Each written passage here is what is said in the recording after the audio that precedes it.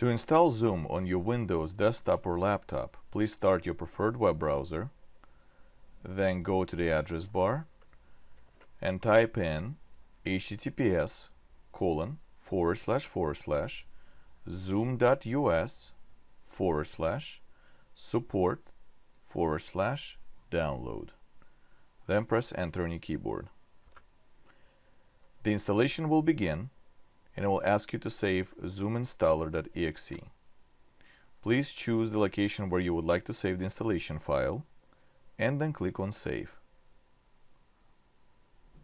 Click on the name of the file to start the installation.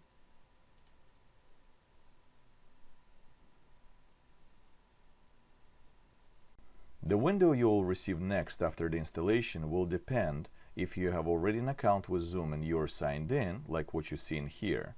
Or if you are not signed in with them yet, you will receive a small window asking you to join the meeting or signing in. If you do have sign-in account already with them and you've set it up for free on their website, then this window will pop up in here, letting you know that you're ready to get started.